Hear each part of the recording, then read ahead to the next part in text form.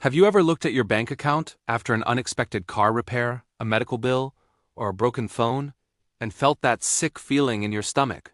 That moment of pure panic when you realize you just don't have the money to cover it. That feeling is one of the worst feelings in the world. And if you've been there, you are not alone.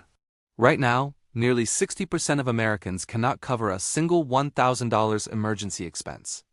That means if something goes wrong today, more than half the country would be forced to borrow money, swipe a credit card they can't pay off, or ask family and friends for help. But here's what nobody tells you: saving your first $1,000 emergency fund is not as impossible as it sounds. Even if you're living paycheck to paycheck, even if your budget feels impossibly tight. In the next few minutes, I'm going to show you exactly how to save $1,000 in just 30 days with a real, step-by-step plan that actually works. So stay with me, because by the end of this video, you're going to have a complete roadmap to finally build that financial cushion you've been putting off.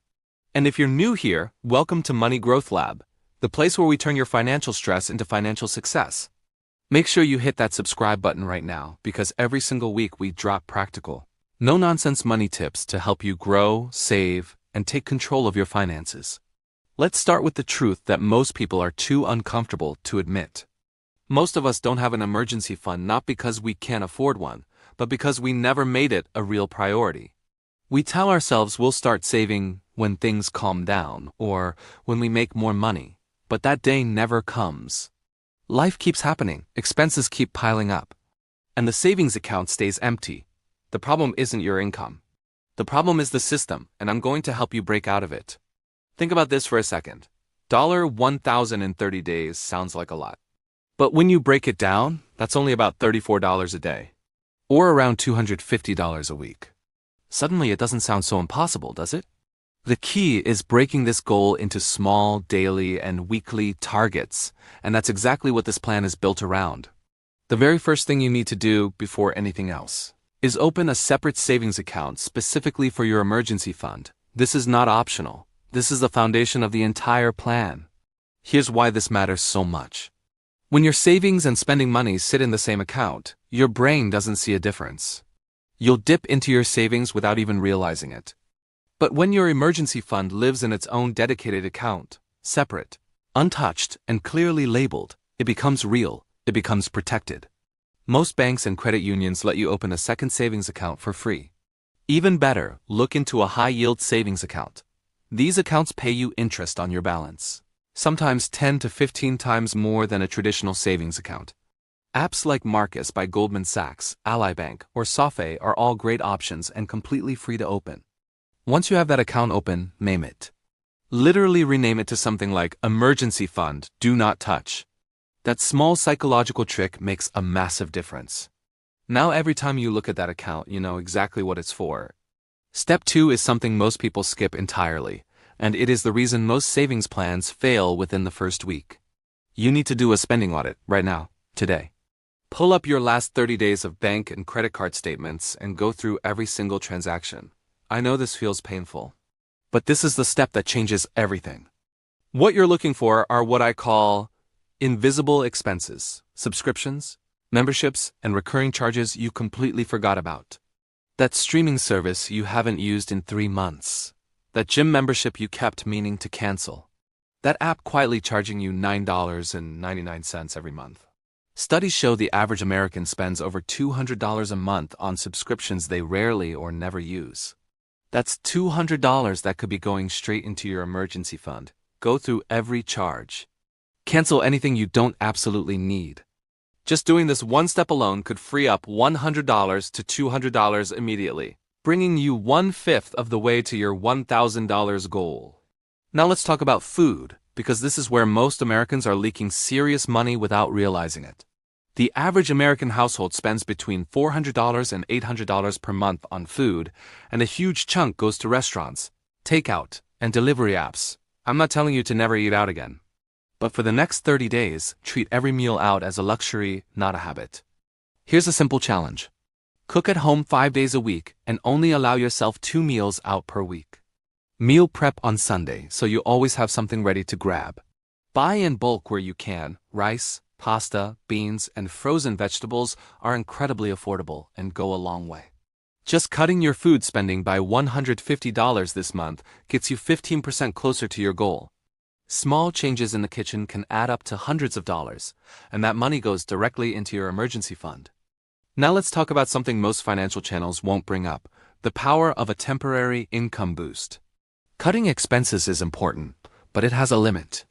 There's only so much you can cut, but your income has no ceiling.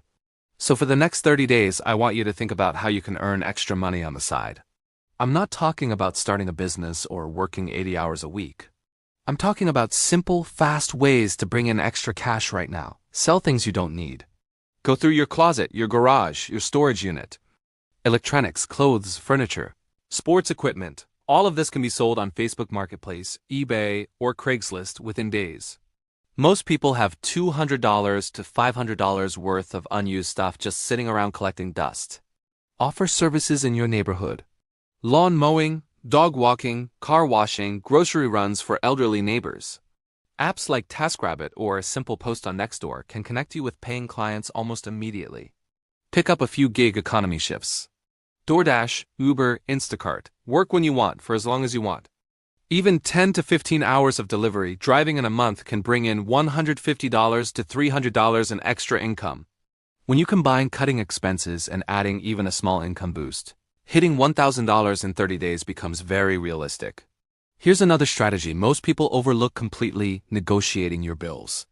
Yes, you can actually call your service providers and ask for a lower rate. Internet providers, phone companies, insurance companies, many of them have retention departments whose entire job is to keep you as a customer. Call them, tell them you're thinking about switching to a competitor, and ask what they can do for you. This works more often than you'd think. Reducing just one bill by $30 to $50 a month might not sound like much, but in your 30-day sprint, that's real money going straight into your emergency fund. You can also look at pausing or reducing non-essential services temporarily. Do you really need the premium plan right now? Could you downgrade for 1 month? Every dollar you redirect matters when you're building momentum toward a goal. Now I want to talk about mindset, because this is the part that actually determines whether you succeed or fail. Saving $1,000 in 30 days is a sprint. It requires sacrifice, focus, and discipline for a short, defined period of time. And the way you stay motivated through that sprint is by tracking your progress every single day. Create a simple savings tracker, a notes app, a spreadsheet, or even a piece of paper on your wall. Every day, write down how much you've saved so far. Watch that number grow.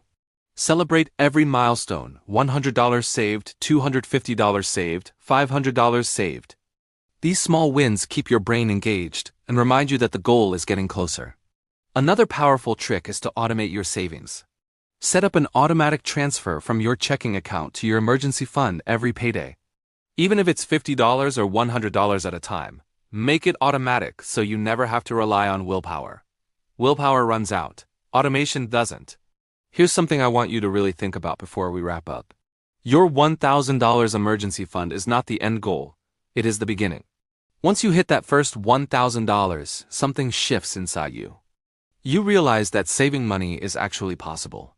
That you have more control over your finances than you thought. And that feeling, that confidence, is what drives you to keep going.